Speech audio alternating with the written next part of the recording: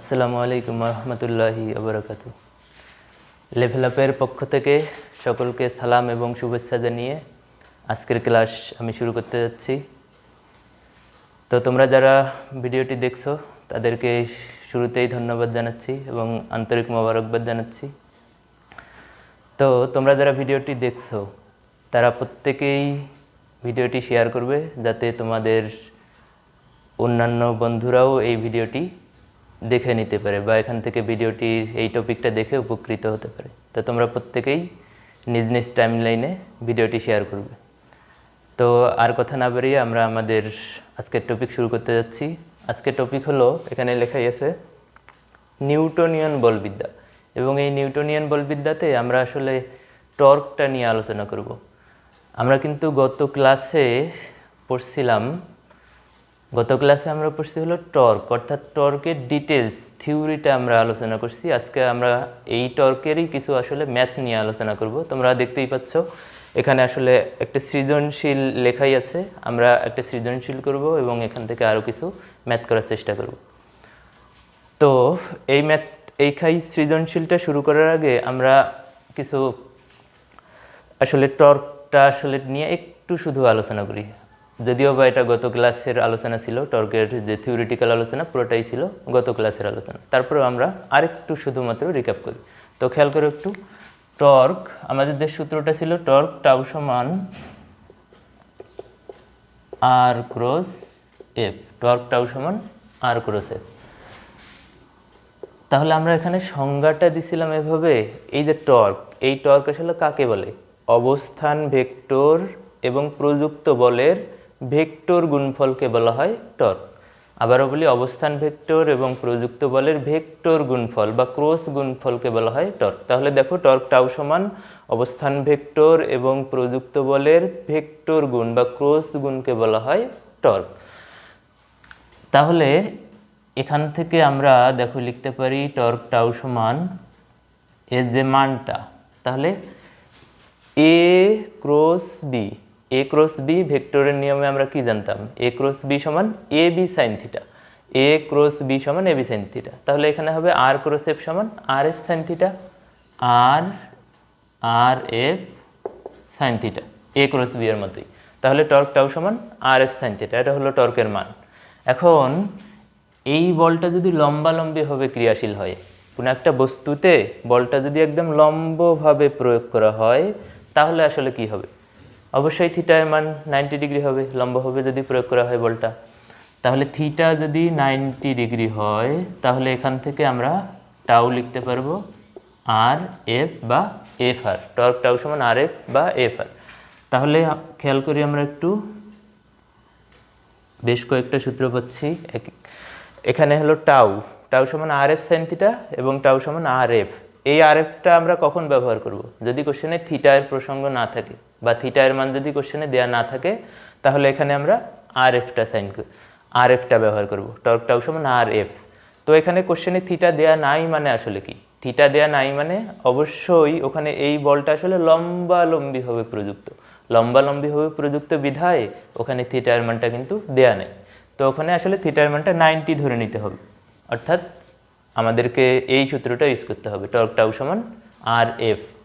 এবং যদি থিটা দেয়া থাকে, এই থিটা যদি কোশ্চেনে দেয়া থাকে, যে কোনো কোণ দেয়া থাকতে পারে, 30 ডিগ্রি 40 ডিগ্রি 50 ডিগ্রি, যে কোনো কোণ দেয়া থাকতে পারে। যদি কোণ দেয়া থাকে তাহলে অবশ্যই আমাদেরকে এই সূত্রটা ব্যবহার করতে হবে, টর্ক টাউ সমান আর এফ সাইন থিটা, অর্থাৎ সাইন ফাংশনটা নিতে হবে, কোণের ফাংশনটা নিতে হবে। এখন আমাদের তাহলে এখানে আমরা তিনটা সূত্র পেলাম। এই সূত্রটা আমরা কখন ব্যবহার করব? উপরের সূত্রটা, একদম উপরের সূত্রটা, যদি আর ভেক্টর এবং এফ ভেক্টর সরাসরি দেওয়া থাকে, কোণের প্রসঙ্গ তো থাকবেই না। তাহলে আর দেয়া থাকবে এবং অর্থাৎ আর ভেক্টরটা দেয়া থাকবে, এফ ভেক্টরটা দেয়া থাকবে, টর্ক টাউটা বের করতে বলতে পারে। তাহলে এই ক্রস গুণফল আবার কিভাবে বের করে? ক্রস গুণফল অর্থাৎ এখানে যদি এরকম থাকে আর ক্রস এফ, তাহলে আমরা এভাবে লিখি modulus of I cap J cap K cap. চাইলে আমরা এইটার সমন্বয়ে যে নতুন ভেক্টরটা পাবো এটাই তো আসলে টর্ক। এই যে আর ক্রস এফ, এই দুটা মিলে যে নতুন ভেক্টর পাবো ওটাই আসলে torque. I cap J cap K cap, তারপর প্রথমে আর এর সহগ, নিচে হবে এফ এর সহগ। এটা বসাইলেই আমরা হলো টর্ক পাবো। তাহলে আমাদের যদি কোণ দেয়া থেকে এই সূত্র ব্যবহার করব, কোণ যদি না দেয়া থেকে এই সূত্র ব্যবহার করব, আবার যদি আর ভেক্টর এবং এফ ভেক্টর দেয়া থাকে তাহলে আমরা এই সূত্রটা ব্যবহার করে আমরা আমাদের ম্যাথগুলো করে নেব। এখন একটু খেয়াল করো, এই আসলে টর্কের আসলে কাজ কি? এই টর্কটাও তো এক ধরনের বল, আমরা গতদিন পড়ছিলাম, ডিটেলস পড়ছি। এই টর্কটা আসলে এক ধরনের বল। কি বল? এই টর্কটা আসলে ঘূর্ণন বল, অর্থাৎ কোনো বস্তু যদি বৃত্তাকার পথে ঘুরতে থাকে সেখানে যে বলটা ক্রিয়া করে সেই বলটাকেই বলা হয় ঘূর্ণন বল, আর এই ঘূর্ণন বলটাকেই আমরা বলছিলাম টর্ক। তাহলে এই টাউ হলো ঘূর্ণন বল বা টর্ক। এখন কোশ্চেনে বলতে পারে যে আসলে বস্তুটি ঘুরবে কিনা বা বস্তুটি কিভাবে ঘুরবে, এই ঘোরার প্রসঙ্গ আসলে আমাদেরকে এই টর্ক আসলে বের করতে হবে, টর্ক। তাহলে টর্ক বের করে যদি শূন্য আসে, শূন্য মানে কি? আসলে ঘুরবেই না। আর যদি কোনো মান পাও তাহলে আসলে বস্তুটা ঘুরবে বা ঘূর্ণনশীল থাকবে। তো চলো এবার আমরা ম্যাথটা করে ফেলি, সৃজনশীল ম্যাথটা। তাহলে ম্যাথটা একটু তোমরা পড়ে নাও, দেখো কি বলছে। একটি নাট খুলতে 900 নিউটন মিটার মানের টর্কের প্রয়োজন। এত নিউটন মিটার মানের টর্কের প্রয়োজন যদি আমরা নাটটি খুলতে চাই। তারপর এক বালক এফ ইকুয়াল এত নিউটন বল দিয়ে নাটটি খোলার চেষ্টা করলো। সে একবার R1 এত মিটার অবস্থানে এবং আরেকবার R2 এত মিটার অবস্থানে বল প্রয়োগ করলো। এই হলো উদ্দীপক। তাহলে আবারও একটু খেয়াল করো, নাটটা খোলার জন্য আসলে 900 নিউটন মিটার মানের একটা টর্কের প্রয়োজন। তাতে করে সে বল দিছে, এই বল কিন্তু দুইটা জায়গায়, নাটের দুইটা জায়গায় প্রয়োগ করছে। একটা হলো R1 অবস্থানে, আরেকটা হলো R2 অবস্থানে। এখন গতে দেখো, গতে গিয়ে বলছে বল ও অবস্থান ভেক্টর R1 এর মধ্যবর্তী কোণ নির্ণয় করো। বল এবং R1 এর মধ্যবর্তী কোণ আসলে কত হবে? তো এই কোণ বের করা আমরা ভেক্টর অধ্যায়ে শিখে গেছি এবং তোমরা এটা ইজিলি বের করতে পারবে। তারপরে আমি শুধু একটু দেখাই দেই, এটা আসলে ভেক্টরের কোশ্চেন। ভেক্টরের গুণ কয় ধরনের ছিল মনে আছে সবাইরই? আসলে দুই ধরনের। একটা ছিল স্কেলার বা ডট গুণ, আরেকটা হলো ভেক্টর বা ক্রস গুণ। স্কেলার বা ডট গুণ এবং ভেক্টর বা ক্রস গুণ। তো ওই দুইটা সূত্র যে কোনো একটা সূত্র থেকেই কিন্তু আমরা কোণের মানটা বের করতে পারবো। তো আসলে কোনটা আমরা ব্যবহার করি সচরাচর? আমরা আসলে কোণ বের করতে সবসময় ডট গুণ বা স্কেলার গুণটা ব্যবহার করি। ক্রস গুণটা ব্যবহার করলেও হবে, কিন্তু ওটাতে অনেক জটিল হয়ে যাবে বা ম্যাথটা কিন্তু অনেক বড় হয়ে যাবে। তো আমরা এই যে মধ্যবর্তী কোণ, দুইটা ভেক্টরের মধ্যবর্তী কোণ বের করতে সবসময় ডট গুণটা আসলে ব্যবহার করব। তো একটু খেয়াল করো, গ নাম্বার কোশ্চেন। তো মধ্যবর্তী কোণ কি বলছে? বল, এই যে বল এবং R1, এই যে R1, বল এবং R1 এর মধ্যবর্তী কোণ বের করতে বলছে। তাহলে আমাদের ডট গুণ নিতে হবে, এফ ডট আর। তো ডট গুণ কি ছিল? এ ডট বি সমান A B cos theta, R cross গুণ কি ছিল? এ ক্রস বি সমান এ বি সাইন থিটা। তো এটাকে চিন্তা করো, এ ডট বি সমান এ বি কস থিটা, তাহলে এখানে হবে এফ আর কস থিটা। আবার একটু খেয়াল করো এখানে, এখন এই যে আমাদের ডটের মান দরকার, আমরা তো জানি আসলে আই এর সাথে আই এর ডট গুণ হয়, জে এর সাথে জে এর ডট গুণ, কে এর সাথে কে এর ডট। তাহলে এখানে খেয়াল করো, এই যে আমাদের বল আর এই যে হলো R1 ভেক্টর, তাহলে এখানে আই এর সাথে আই এর গুণ হবে, জে এর সাথে জে এর গুণ হবে। আমরা যদি আই এর সাথে আই এর গুণ করি তাহলে 3 বিশে আসলে 60, তাহলে এখানে আমরা লিখতে পারবো 60। তারপর জে এর সাথে জে, তাহলে প্লাস মাইনাসে মাইনাস, 15 দুগুণে 30, মাইনাস 30। এখানে তো আসলে কে বলে কিছু নাই, তাহলে কে এর সহগ শূন্য লেখার দরকার নেই। ইকুয়াল, এখানে একটু খেয়াল করো, এখন আমাদের দরকার এফ এর মান এবং আর এর মান দরকার। এই যে এফ ভেক্টরটা কিন্তু এখানে দেওয়া আছে, আমাদের আসলে দরকার এফ এর মানটা দরকার, আর এখানে আর ভেক্টর দেওয়া আছে, আমাদের আর এর মান দরকার। এটা হলো এফ এর মান, এটা হলো আর এর মান। তাহলে আমরা মান কিভাবে বের করি? রুট ওভার সহগ স্কোয়ার। যেমন এখানে এফ ভেক্টরটা দেওয়া আছে, তাহলে এফ ভেক্টরের মানটা আসলে কি রকম হবে? এই যে এফ ভেক্টরের মান, বা এটাকে চাইলে আমরা শুধু এফও লিখতে পারি, বা শুধু F, modulus of F vector বা শুধুমাত্র এফ দ্বারা মান প্রকাশ করে। তাহলে এই মানটা আমরা কীভাবে পাবো? রুট ওভার সহগ স্কোয়ার। তাহলে রুট ওভার সহগ স্কোয়ার যদি আমরা করি তাহলে 20 স্কোয়ার প্লাস 15 স্কোয়ার। তো এভাবে একটা মান পাবা। আবার একইভাবে আর ভেক্টরেরও মানটা তোমরা বের করতে পারবা, এটা তোমরা নিজেরাই করে নিবা।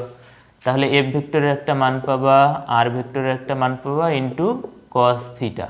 তাহলে এখানে বিয়োগফলটা করে নিবা, খেয়াল করে একটু বিয়োগফলটা করে নিবা, এই এখানে গুণফলটা করে নিয়ে এইটা এখানে ভাগ হয়ে যাবে, তারপর ইনভার্স করে এখান থেকে তোমরা থিটার মানটা বের করতে পারবে। তো তোমরা প্রত্যেকেই থিটার মানটা বের করে কমেন্ট সেকশনে আমাকে জানাবো আসলে থিটার মানটা কত আসে। এইটা তোমাদের জন্য হোমওয়ার্ক থাকলো। এটা অবশ্যই তোমরা এই থিটার মানটা বের করে কমেন্টে জানাবা যে আসলে থিটার মানটা তোমরা বের করতে পারলা কিনা, আমাকে কমেন্টে জানাবো। আচ্ছা, এবার আমরা আসলে ঘ নাম্বারে চলে যাই। আমাদের এখানে এই পুরো টপিকটা কিন্তু আসলে ঘয়ের জন্য। এখানে দেখো ঘতে 3টা কোশ্চেন, এখানে 3টা কোশ্চেন মানে কিন্তু আসলে আলাদা আলাদা 3টা সৃজনশীল। ঘয়ের 3টা কোশ্চেন সলভ করলে তোমার আসলে এখান থেকে এই টর্ক রিলেটেড 3টা সৃজনশীল সলভ হয়ে যাবে। তো দেখো একটু আমরা খেয়াল করি যে ঘয়ের একে বলছে প্রথম অবস্থায় নাটটি খোলা সম্ভব হবে কিনা। আসলে নাটটি খুলতে গেলে এত নিউটন মানের বল প্রয়োজন, এত নিউটন মিটার মানের টর্কের প্রয়োজন নাটটি খুলতে গেলে। এখন আমরা দেখব যে বালক যে বল প্রয়োগ করছে সেখান থেকে সৃষ্ট টর্কটা আসলে কত। বালকের টর্কটা যদি 900 নিউটন মিটারের সমান হয় বা তার থেকে বেশি হয়, সমান হয় বা তার বেশি হয়, তাহলে কি হবে? নাটটি খোলা যাবে। এখন প্রয়োজনের থেকে যদি বালকের টর্কটা কম হয়, বালকের টর্কের মান যদি কম হয় তাহলে কিন্তু সেটা আর খোলা যাবে না। তো আমরা এখন খেয়াল করি প্রথম অবস্থায় বলছে যে প্রথম অবস্থায় নাটটি খোলা সম্ভব হবে কিনা। তো প্রথম অবস্থায় তাহলে আমাদের ঘয়ের 1 নাম্বার কোশ্চেন, প্রথম অবস্থায় নাটটি খোলা সম্ভব হবে কিনা। তো প্রথম অবস্থায় আমাদের এফ ভেক্টর তো দেয়াই আছে 20 i cap plus 15 J cap. আবার আর1 ভেক্টরটা দেয়া আছে 3 i cap minus 2 J cap.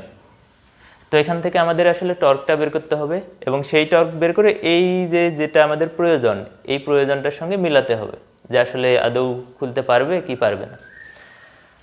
তাহলে খেয়াল করো এফ ভেক্টর দেয়া আছে, আর ভেক্টর দেয়া আছে, এখানে কিন্তু কোনো কোণের প্রসঙ্গ নাই। উদ্দীপক পড়ে দেখো, উদ্দীপকের মাঝে কোনো কোণের প্রসঙ্গ নেই। তাহলে এখানে আমাদের ভেক্টরের নিয়ম অনুসারেই করতে হবে। তাহলে এখানে অতএব আমরা টর্কটা পাবো, টর্ক টাউ সমান r1 ক্রস এফ। তাহলে r1 এর জন্য চাইলে আমরা টাউ 1ও দিতে পারি। r1 এর জন্য টর্ক হলো টাউ 1, তাহলে টাউ সমান r ক্রস এফ। তো এই ভেক্টরটা আসলে কিভাবে বের করে জানো সবাই? I cap J cap K cap, তারপর হলো আর এর সহগ লিখতে হয় এবং নিচে এফ এর সহগ লিখতে হয়। তাহলে r1 এর সহগটা কি হবে? 20, আর এর সহগ প্রথমে যে আছে আর এর সহগ 3, আর এর সহগ 3, তারপর হলো -2, কে বলে তো কিছু নাই, তাহলে কে এর সহগটা হবে 0। তারপরে খেয়াল করে এফ এর সহগ 20 আর এখানে হবে 15, কে এর সহগ 0। তো এই ভেক্টরটা কিভাবে সলভ করে তোমরা ফিজিক্সে 2 অধ্যায়ে পড়ছো, আবার ম্যাথেও কিন্তু অসংখ্য ম্যাথ করছো এরকম। তো এটাও তোমরা করে নেবে, আমি জাস্ট এখানে শুধু উত্তরটা বলে দিচ্ছি আসলে কত হবে। এখানে একটু খেয়াল করো, আই ক্যাপ কমন নিলে এই বরাবর সারি কলম বাদ হয়ে যায়, বাকিগুলো গুণ করতে হয়। আবার জে ক্যাপ কমন নিলে এই যে বরাবর সারি কলম বাদ হয়ে যায়, বাকিগুলো গুণ করে আসলে ভেক্টরটা বের করা হয়। তো তোমরা এটা নিজেরাই করে নেবে। এটার অ্যান্সার আসলে আসবে -85 কে ক্যাপ, -85 কে ক্যাপ টাউ 1। তাহলে এটা আসলে আমরা ভেক্টরটা কিন্তু পাচ্ছি, ভেক্টর, কারণ ক্রস গুণফল বের করে আসলে নতুন আলাদা একটা ভেক্টর পাওয়া যায়। তাহলে এখানে r1 ক্রস এফ নতুন আলাদা একটা ভেক্টর টাউ ভেক্টর আমরা পাইলাম এখানে -85 কে ক্যাপ, এটা আসলে ভেক্টর। তাহলে এই টাউ এর মানটা কত হবে? একটু আগেই আমরা মান বের করে দেখাইলাম, ভেক্টরের মান সবসময় বের করতে হয় রুট ওভার সহগ স্কোয়ার। তাহলে অতএব টর্কের মানটা হবে রুট ওভার সহগ স্কোয়ার, রুট ওভার এখানে সহগ তো -85, তাহলে -85 স্কোয়ার রুট ওভার -85 স্কোয়ার। তাহলে এখান থেকে আমরা পাবো আসলে 85 নিউটন মিটার। টর্কের মানটা আমরা পাচ্ছি 85 নিউটন মিটার। তাহলে দেখো বালকের এইটা হলো প্রয়োগকৃত বল। এই বলটা কোথায় প্রয়োগ করছে? R1 বিন্দুতে প্রয়োগ করছে, R1 অবস্থান ভেক্টরে এই বলটা প্রয়োগ করছে। তাতে করে যে আমরা টর্কটা পাইলাম সেই টর্কটা আসলে 85 নিউটন মিটার। 85 Newton metre. আসলে নাটটা খুলতে প্রয়োজন ছিল কত? প্রয়োজন ছিল কিন্তু 900 নিউটন মিটার টর্কের প্রয়োজন ছিল। নাটটা খোলার জন্য বল দিতে হইতো 900 নিউটন মিটার, কিন্তু বালক আসলে কত টর্ক দিছে? 85 নিউটন মিটার। এই মানটা অবশ্যই অনেক অনেক কম, এ কারণে আসলে নাটটি খোলা সম্ভব হবে না। অর্থাৎ এখানে যদি আমরা 900 নিউটন মিটার বা তার থেকে বেশি পাইতাম তাহলে কিন্তু নাটটি খোলা সম্ভব ছিল। যেহেতু প্রয়োজনের তুলনায় মানটা অনেক অনেক কম, সুতরাং নাটটি খোলা সম্ভব হবে না। এই ছিল আমাদের প্রথম কোশ্চেন, ঘয়ের প্রথম কোশ্চেন। তাহলে এখানে আমাদের একটা সৃজনশীল হয়ে গেল। এবার আসো দ্বিতীয় সৃজনশীলে, অর্থাৎ ঘয়ের 2 নাম্বার। ঘয়ের 2 নাম্বার কি বলছে? বালকটির সফলতা গাণিতিকভাবে বিশ্লেষণ করো। তো আমরা এখানে আসলে এই যখন 2 নাম্বার কোশ্চেনটা করবো তখন এইটার সঙ্গে মিলাবো না, 1-এর সঙ্গে 2 মিলাবো না বা 2-এর সঙ্গে 3 মিলাবো না। আমরা ভাববো এটা আলাদা একটা সৃজনশীল, এটা আলাদা একটা সৃজনশীল এবং এটা আলাদা একটা সৃজনশীল। এবার আসি ঘয়ের 2 নাম্বার কোশ্চেন। খেয়াল করো একটু কি বলছে? বালকটির সফলতা গাণিতিকভাবে বিশ্লেষণ করো। এখন বালকটির সফলতা কি হবে? যে বালকটি এই বল আসলে একবার এখানে প্রয়োগ করছে আর একবার এখানে প্রয়োগ করছে। প্রথম অবস্থায় সে তো সফল হলোই না, এবার আমাদের দেখতে হবে যে দ্বিতীয় অবস্থায় সফল হয় কিনা। দ্বিতীয় অবস্থায় সে সফল হতেও পারে, আবার সফল নাও হতে পারে। এই আসলে সফলতাটা দুইটা ক্ষেত্রেই বের করে দেখাইতে হবে। তো আমরা প্রথম অবস্থায় তো দেখলাম R1 এর জন্য যে আমরা পাইলাম ওখানে τ1, R1 এর জন্য τ1 এর মানটা পেলাম 85 নিউটন মিটার। এখানে বলে দিতে হবে সে সফল হবে না। এবার দ্বিতীয় ক্ষেত্রে বা পরবর্তীতে, এবার আমরা দেখব পরবর্তীতে বালক সফল হয় কিনা। তো পরবর্তীতে এফ ভেক্টর তো ওটাই, F vector 20 i cap plus 15 J cap, এবং পরবর্তীতে বলটা কোথায় প্রয়োগ করছে? এই বলটা পরবর্তীতে প্রয়োগ করছে এবার R2-তে। প্রথমে ছিল R1, এবার হলো R2। তাহলে R2 ভেক্টরের মানটা কত দেয়া আছে? 4i cap plus 4j cap minus 2k cap. এই হলো আমাদের R2 ভেক্টর। তো এর আবার টর্ক কী হবে? আগের মতোই। তাহলে অতএব টর্ক R2 এর জন্য আমরা ধরে নিব টর্কটা হলো τ2। তাহলে এখানেও τ2 তাহলে কি হবে? R2 cross F। টর্ক τ2 সমান R2 ক্রস F। তাহলে আবারও আগের মতোই modulus of i cap J cap K cap, তারপরে হলো R2 এর সহগ 4 মাইনাস 2, তারপরে F এর সহগ হলো 20 15 k9 0। তাহলে এখান থেকে আবারও তোমরা আগের মতো করে i ক্যাপ কমন নিবা, ওই বরাবর সারি কলাম বাদ দিয়ে বাকিগুলো গুণটুন করে এখানে টর্ক যে ভেক্টর, টর্ক ভেক্টরটা আবারও বের করে নিবা। তো এটাও তোমরা নিজেরা করে নিবা, যেহেতু ভেক্টরে তোমরা এরকম অনেক ম্যাথ করছো। তো আমি শুধু অ্যান্সারটা বলে দিই, তোমরা নিজে নিজে করে এখান থেকে মিলাই নিবা যে আসলে মিললো কিনা। তাহলে এখান থেকে যে টর্কটা আমরা পাবো, এই টর্ক ভেক্টরটা, এই টর্কের আমি শুধু রেজাল্টটা লিখে দিচ্ছি, -30 i cap plus 20 k cap, এরকম আসলে রেজাল্টটা চলে আসবে। তো এই যে আমাদের এখানে দুইটা ভেক্টরের ক্রস গুণ করে নতুন আলাদা একটা ভেক্টর পাইলাম, নতুন আলাদা একটা টর্ক ভেক্টর পাওয়া গেল। এখন এটার মান কি হবে? ওই আগের মতোই রুট ওভার সহগ স্কোয়ার। তাহলে টর্কের মানটা হবে, তাহলে এটা τ2, তাহলে τ2 এর মান মডুলাস অফ τ2 রুট ওভার সহগ square minus 30 square plus 40 square plus 20 square root over সহগ স্কোয়ার। তাহলে তোমরা ক্যালকুলেশন করে মানটা বের করবা। আমি অ্যান্সারটা লিখে দিই 53.85 এবং টর্কের একক হলো নিউটন মিটার, এফ আর অর্থাৎ নিউটন মিটার। তাহলে খেয়াল করো দ্বিতীয় অবস্থাতে আমরা টর্ক পাইলাম এত, তাহলে বালক কি আসলে আদৌ সফল হবে?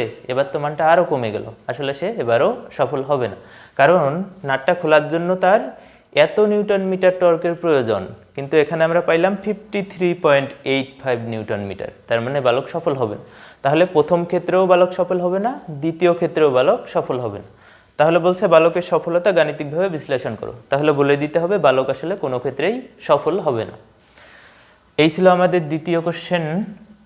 এবার আমরা নেক্সট কোশ্চেনে চলে যাই।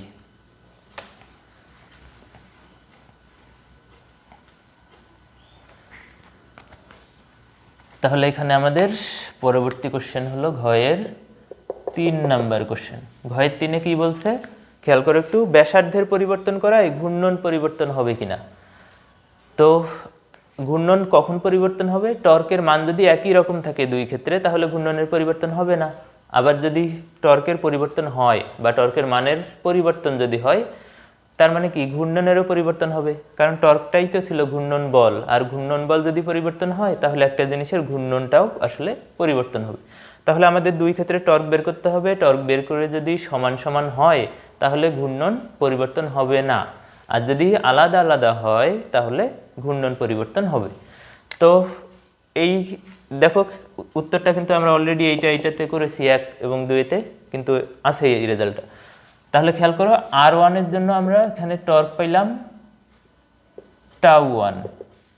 যখন এই বলটা এফ বলটা যখন R1-এ প্রয়োগ করা হলো, এফ বলটা যখন R1-এ প্রয়োগ করা হলো, তখন যে আমরা টর্ক পাইছিলাম সেই টর্কটা ছিল 85 নিউটন মিটার।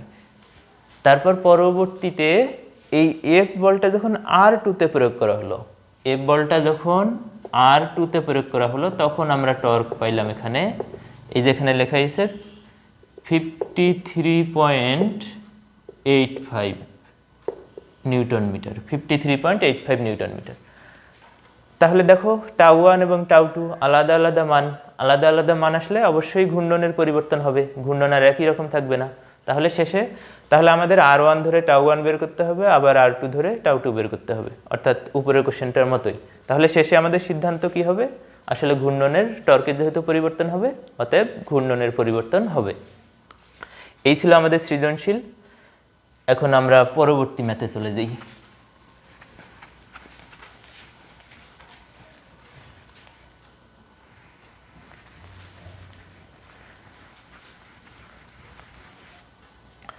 এখন একটু খেয়াল করো সবাই,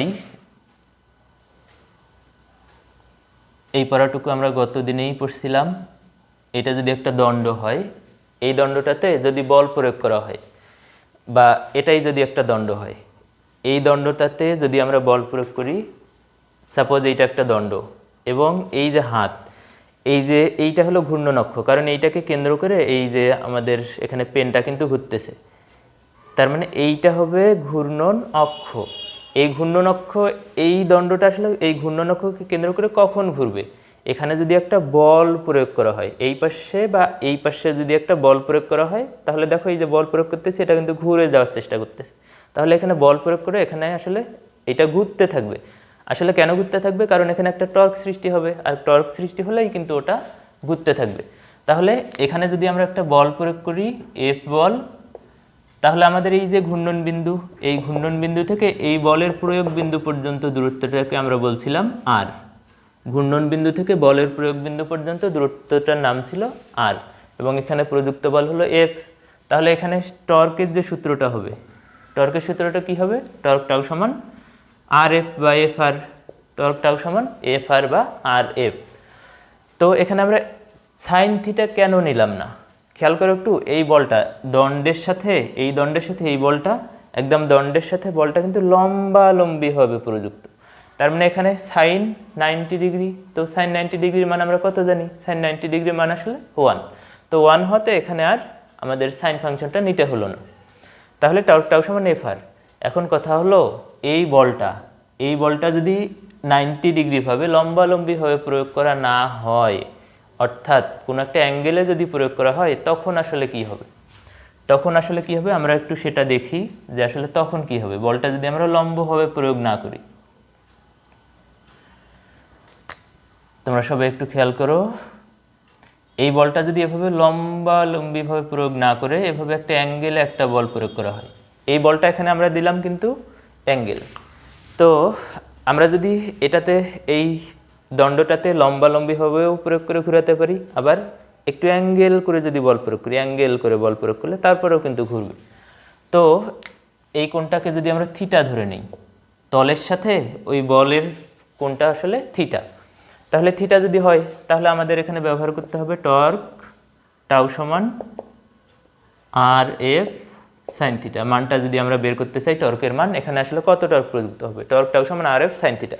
এখানে থিটার মান কোশ্চেনে দেওয়াই থাকবে, অর্থাৎ এই সাইন ফাংশনটা কিন্তু আমাদেরকে নিতে হবে যদি কোণের মানটা কোশ্চেনে দেয়া থাকে, কোণ দেয়া থাকলে সাইন নিতে হবে। এখন আমরা আসলে সাইন নিচ্ছি কেন, সাইন না হয়ে তো কস হতে পারতো। তো আমরা একটু খেয়াল করি আসলে কোনটা হবে। এই যে বল, আমরা তো জানতাম যদি অনুভূমিক বরাবর বল প্রয়োগ করা হয় অথবা উলম্ব বরাবর বল প্রয়োগ করা হয়, অনুভূমিক বা উলম্ব এদেরকে আসলে উপাংশে ভাগ করার প্রয়োজন পড়ে না, কারণ এদের কোনো দিকে আর কোনো উপাংশ থাকে না। কিন্তু এই 90 ডিগ্রির মধ্য দিয়ে যদি যে কোনোভাবে বলগুলান থাকে, যে কোনোভাবে এই 90 ডিগ্রি অনুভূমিক এবং উলম্ব বাদ দিয়ে যদি এই 90 ডিগ্রির মধ্য দিয়ে যে কোনোভাবে যে কোনো কোণে যদি বলগুলান ক্রিয়াশীল হয়, তাহলে এই প্রত্যেকটা বলকে দুইটা করে উপাংশে ভাগ করা যায়। আমরা ভেক্টরে শিখেছি এই বলটাকেও দুইটা উপাংশে ভাগ করা যাবে, এই বলটাকেও দুইটা উপাংশে ভাগ করা যাবে, এই বলটাকেও দুইটা উপাংশে ভাগ করা যাবে। তাহলে এদেরকে দুইটা উপাংশে ভাগ করলে একটা পাবো অনুভূমিক উপাংশ আর একটা হলো উলম্ব উপাংশ। এখানেও কিন্তু বলটা একটা কোণে ক্রিয়াশীল, তাহলে এই বলেরও আমরা দুইটা উপাংশ পাবো, একটা অনুভূমিক উপাংশ এবং আরেকটা হলো উলম্ব উপাংশ। তো আমরা দেখে নেই এটাকে যদি আমরা দুইটা ভাগে ভাগ করি, এই বলটা প্রযুক্ত হলো দেখো কিভাবে, এইভাবে বলটা প্রয়োগ করা হয়, এখানে প্রয়োগ করা হলো অ্যাঙ্গেল করে। তাহলে এটার আমরা দুইটা উপাংশ পাবো, একটা হলো খেয়াল করে একটু অনুভূমিক উপাংশ, এই যে এফ ভেক্টরটার অনুভূমিক উপাংশ পাবো, আর একটা এইদিকে উলম্ব উপাংশ পাবো, অনুভূমিক উপাংশ এবং উলম্ব উপাংশ। এটাকে আমরা বলতে পারি এফ এক্স, এটাকে বলতে পারি এফ ওয়াই, বা এখানে আমরা বলতে পারি এফ ওয়াই, এফ এক্স বা এফ ওয়াই। তাহলে এই যে বল, এই বলটা কিন্তু আর এই বলে থাকলো না, এই বলটা কিন্তু দুইটা উপাংশে ভাগ হয়ে গেল, একটা হলো এফ এক্স এই বরাবর একটা বল, আর একটা বল কিন্তু এই বরাবর নিচের দিকে, খাড়া নিচের দিকে। তাহলে এই এফ বলটা ভাগ হয়ে দুইটা উপাংশে ভাগ হলো, একটা হলো অনুভূমিক উপাংশ আর একটা হলো উলম্ব উপাংশ। তাহলে এইটা হলো অনুভূমিক উপাংশ, আর এই লম্বিভাবে এই বলটা হলো উলম্ব উপাংশ। এখন এই আমরা তো জানি অনুভূমিক উপাংশটা কি হয় এফ কস থিটা, এবং উলম্ব উপাংশটা কি হয় এফ সাইন থিটা। অনুভূমিক উপাংশ এফ কস থিটা এবং উলম্ব উপাংশ এফ সাইন থিটা। তাহলে এফ বলটা ভাগ হয়ে দুইটা উপাংশে ভাগ হয়ে গেল। এখন এই যে এফ কস থিটা, এই এফ কস থিটার কাজ কি, এফ কস থিটা এই যে এইটা যদি দণ্ড হয়, এফ কস থিটা কিন্তু কাজ করতেছে একদম তল বরাবর এফ বলটা ক্রিয়া করতেছে। তো তল বরাবর যদি বল ক্রিয়া করে তাহলে এইটা তো ঘূর্ণনে প্রভাব রাখবে না, অর্থাৎ এফ কস থিটার কিন্তু এখানে কোনো কাজ নাই, অর্থাৎ ঘূর্ণনে এর কোনো প্রভাব নেই, কারণ এফ কস থিটা তলের সাথে একদম তল বরাবর ক্রিয়া করে। তাহলে খেয়াল করে একটু, এই তল বরাবর যদি আমরা কোনো বল প্রয়োগ করি তাহলে দেখো দণ্ডটা আসলে ঘুরতেছে না। তল বরাবর যদি বল প্রয়োগ করা হয় এই দণ্ডটা ঘুরানোর জন্য ওই এফ কস থিটা কাজ করবে না। আর বিপরীতে এফ সাইন থিটা কীভাবে, লম্বিভাবে ক্রিয়াশীল। এফ সাইন থিটা কিন্তু একদম লম্বিভাবে ক্রিয়াশীল, লম্বিভাবে যদি ক্রিয়াশীল হয় এভাবে দেখো ঘুরে যাওয়ার চেষ্টা করতেছে। এবার লম্বিভাবে যদি বল প্রয়োগ করি তাহলে এই বলটার প্রভাবে কিন্তু দণ্ডটা ক্রিয়াশীল হবে। লম্বিভাবে বল প্রয়োগ করলে তাহলে এখানে একটা বল প্রযুক্ত হবে এবং দণ্ডটা ঘুরতে চেষ্টা করবে। তাহলে এইটার আসলে প্রভাব এখানে থাকতেছে না, এফ কস থিটা এইটার প্রভাব থাকতেছে না, আমাদের কাজে লাগতেছে এইটা। এ কারণেই কিন্তু আমরা নিচ্ছি এখানে এফ সাইন থিটা, আর এর সাথে এফ সাইন থিটা, আর এফ সাইন থিটা, অর্থাৎ এখানে কস থিটা নিলে হবে না, নিতে হবে এফ সাইন থিটা।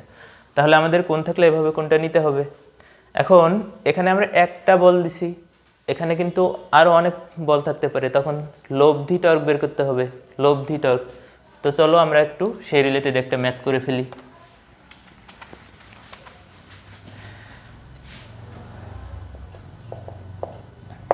আমরা একটা এক্সাম্পল দেখে নেই এরকম।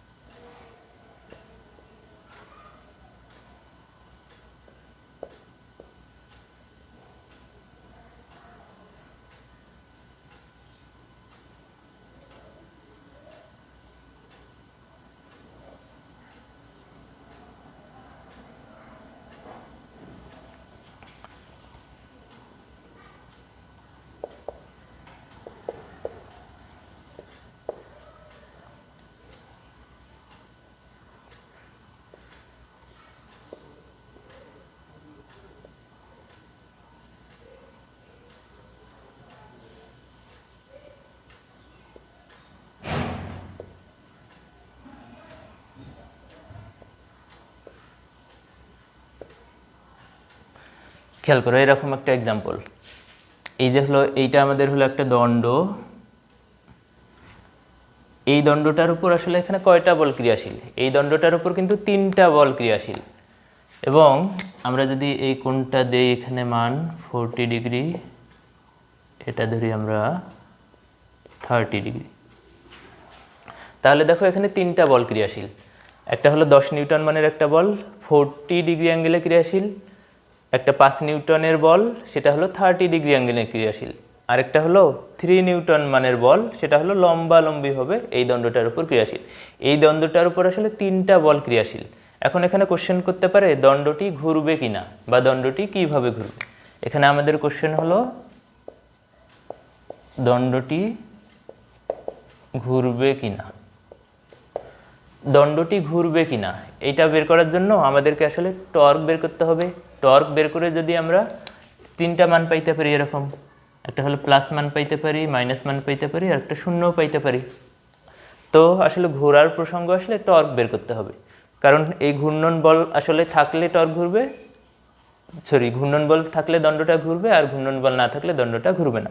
তাহলে এখানে ঘূর্ণন বল বা টর্ক টাউ এটা যদি পজিটিভ আসে, আমরা গতদিন এটা তোমরা পড়ে নিছো গত ক্লাসে আমরা দেখাইছি এটা বিস্তারিত, তো যদি পজিটিভ মান আসে সেটা এন্টি ক্লকওয়াইজ ঘুরবে, অর্থাৎ ঘড়ির কাঁটার বিপরীতে ঘুরবে, অর্থাৎ এইভাবে ঘুরতে থাকবে। এবং যদি মাইনাস আসে, টর্কের টোটাল টর্ক, নিট টর্ক বা লব্ধি টর্ক বের করে যদি টর্কের মানটা মাইনাস চলে আসে, তাহলে কি হবে? এটা আসলে ক্লকওয়াইজ ঘুরবে, অর্থাৎ এইভাবে ক্লকওয়াইজ ঘড়ির কাঁটার দিকে ঘুরবে যদি মাইনাস মান আসে। আর যদি সব টর্ক বের করে যদি 0 আসে, 0 আসা মানে কি? এখানে ঘূর্ণন বল হলো 0, ঘূর্ণন বল 0 হলে কি হবে? আসলে টর্কটি বা দণ্ডটি ঘুরবেই না। যদি টর্কের মান 0 হয় বা ঘূর্ণন বল 0 হয়, তাহলে আসলে দণ্ডটি ঘুরবে না। তো আমরা এখন এই 3টা বল দিয়ে আসলে আমাদের লব্ধি টর্কটা বের করতে হবে। চলো আমরা করে ফেলি। তাহলে খেয়াল করে একটু, 10 নিউটন বলের জন্য টর্ক 10 নিউটন, এই 10 নিউটন বলের জন্য টর্ক, এটাকে আমরা ধরে নিই টাউ1। 10 নিউটন বলের জন্য টর্ক আসলে আমরা ধরে নিলাম টাউ1। তো সূত্রটা কি হবে? অবশ্যই আর এফ সাইন থিটা, কারণ কোণ আছে, কোণ থাকলে হলো আর এফ সাইন থিটা, আর এফ সাইন থিটা। তাহলে আর এর মান কত? দেখো এই দণ্ডটা আসলে কিন্তু এই অক্ষটাকে কেন্দ্র করে ঘুরতে পারে, অক্ষ একটা দেয়া আছে, এই অক্ষটাকে কেন্দ্র করে কিন্তু দণ্ডটা ঘুরতে পারে। যে কোনো কিছু ঘুরতে গেলে কিন্তু আসলে অক্ষ বা ঘূর্ণন বিন্দুর প্রয়োজন হয়। যেমন এই দণ্ডটা যদি ঘুরতে হয়, এটাকে অবশ্যই একটা অক্ষে রাখতে হবে, অক্ষে রাখলে তারপর বল প্রয়োগ করলে এই যে এইটা কিন্তু এভাবে ঘুরতে থাকবে। তো অবশ্যই একটা ঘূর্ণন বিন্দু বা অক্ষ প্রয়োজন, এই অক্ষটাকে কেন্দ্র করে এই দণ্ডটা ঘুরতে পারে। তাহলে দেখো অক্ষ থেকে এই যে বলের প্রয়োগ বিন্দুর দূরত্বটা দেওয়া আছে এখানে 3 মিটার, অক্ষ থেকে এই বলের দূরত্বটা হলো 3 মিটার। তাহলে এখানে আমাদের আর এর মান হলো 3 মিটার, এখানে বলের মান হলো 10 নিউটন, এবং সাইন কোণের মান 40 ডিগ্রি।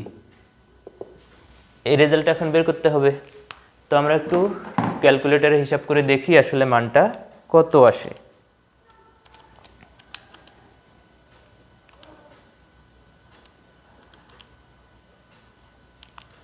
এই মানটা আসলে আসে এরকম 19.28 নিউটন মিটার, 19.28 নিউটন মিটার।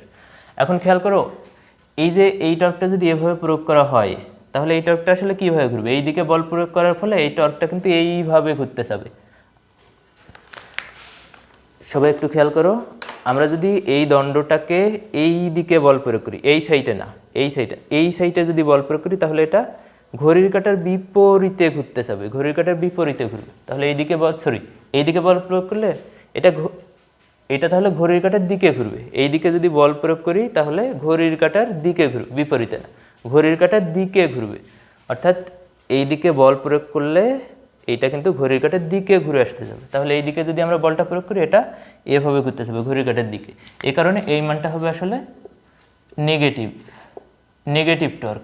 এটা হবে নেগেটিভ টর্ক, ঠিক আছে? কারণ ঘড়ির কাঁটার বিপরীতে ঘুরলে আমরা জানি যে আসলে নেগেটিভ টর্ক হয়, তাহলে এই মানটা হবে নেগেটিভ মান। এবার আসো যে 3 নিউটন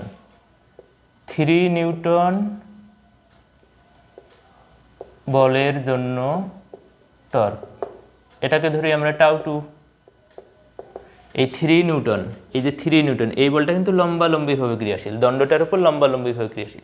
এই 3 নিউটন বলের জন্য টর্ক টাউ2 সূত্র কি হবে? RF। এখানে আর সাইন থিটা দেওয়ার দরকার নাই, কারণ সাইন থিটা লম্বালম্বিভাবে ক্রিয়াশীল, এখানে কোণ 90 ডিগ্রি, 90-এর মান 1, এ কারণে RF। তাহলে R এর মান কত? খেয়াল করো একটু, এই যে এই বলটা লম্বালম্বিভাবে ক্রিয়াশীল, তাহলে ঘূর্ণন অক্ষ থেকে এই যে বলের দূরত্ব দেওয়া আছে 1 মিটার এবং বলের মান হলো 3, তাহলে এখানে আমরা পাবো 3 নিউটন মিটার। এখানে 3 নিউটন মিটার। এখন এই 3 নিউটন মিটার পজিটিভ হবে নাকি নেগেটিভ হবে? এখন এই দণ্ডটা যদি আমরা এই দিকে বল প্রয়োগ করি, এই দিকে বল প্রয়োগ করলে আসলে কি হবে? দণ্ডটা এইভাবে ঘুরতে যাবে। এই দণ্ডটাকে যদি আমরা নিচের দিক থেকে এইভাবে বল প্রয়োগ করি তাহলে এটা এইভাবে ঘুরতে যাবে। সেটা কি রকম হবে? অবশ্যই ঘড়ির কাঁটার বিপরীত দিকে, ঘড়ির কাঁটার বিপরীতে ঘুরতে যাবে। তো ঘড়ির কাঁটার বিপরীতে তো হলো আমরা জানি এটা পজিটিভ টর্ক। এই 3 নিউটন মিটার টর্কটা আসলে পজিটিভ হবে। আমাদের আরেকটা টর্ক থাকলো এখানে 5 নিউটনের জন্য, তাহলে 5 নিউটন বলের জন্য টর্ক, এটাকে ধরে নিই আমরা টাউ3। 5 নিউটন বলটাও কিন্তু একটা অ্যাঙ্গেলে ক্রিয়াশীল, তাহলে এখানে আমাদের কি নিতে হবে? RF সাইন থিটা, আগের মতো RF সাইন থিটা। তাহলে আর এর মানটা কত খেয়াল করি, এই ঘূর্ণন অক্ষ থেকে এই যে বলের দূরত্বটা দেওয়া আছে 2 মিটার, এফ এর মান হলো 5 নিউটন, কোণ হলো 30 ডিগ্রি। তাহলে খেয়াল করো সাইন 30 ডিগ্রির মান হাফ, তাহলে নিচে 2 আর এই 2 কেটে যাবে, থাকবে হলো 5 নিউটন মিটার। এবং এই টর্কটা আসলে পজিটিভ হবে নাকি নেগেটিভ হবে? খেয়াল করো একটু, এই দিকে যদি বল প্রয়োগ করা হয়, এই দিকে বল প্রয়োগ করলে এটা এইভাবে ঘুরবে। অর্থাৎ আমরা যদি এই দিকে বল প্রয়োগ করি, এই দিকে বল প্রয়োগ করলে এটা কি হবে? ঘড়ির কাঁটার বিপরীতে ঘুরবে। এই দিকে বল প্রয়োগ করলে এটা এইভাবে ঘুরতে যাবে ঘড়ির কাঁটার বিপরীতে। ঘড়ির কাঁটার বিপরীতে হলে কি হয়? পজিটিভ টর্ক, এটা হবে পজিটিভ টর্ক।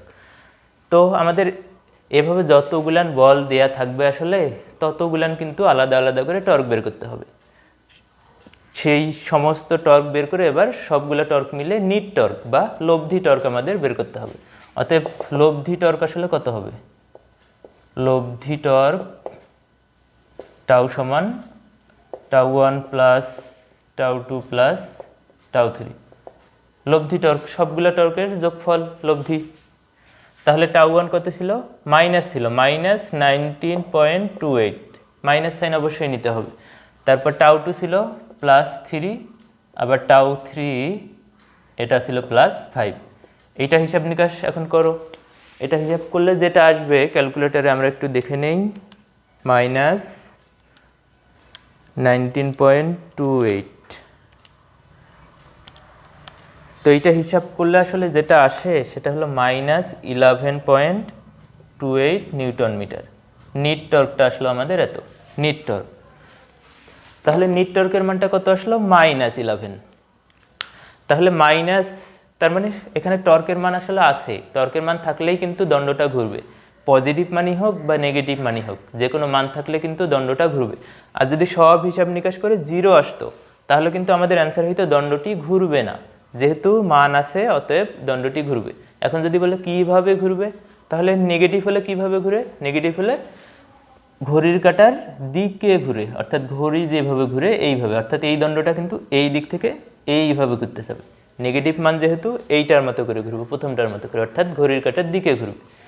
তাহলে আমাদের টোটাল অ্যান্সার হলো দণ্ডটি ঘুরবে কি না। আসলে দণ্ডটি ঘুরবে এবং কোন দিকে ঘুরবে, তাহলে নেগেটিভ মান ঘড়ির কাঁটার দিকে ঘুরবে। যদি পজিটিভ আসতো তখন বলতাম ঘড়ির কাঁটার বিপরীতে ঘুরবে। তো এভাবে আমরা টর্কের সমস্ত ম্যাথ আসলে করে ফেলতে পারবো। তো তোমাদেরকে আবারও ধন্যবাদ, আবারও লেভেল আপের পক্ষ থেকে তোমাদেরকে আন্তরিক ধন্যবাদ এবং মোবারকবাদ। সকলেই ভালো থেকো, সুস্থ থেকো। আল্লাহ হাফেজ।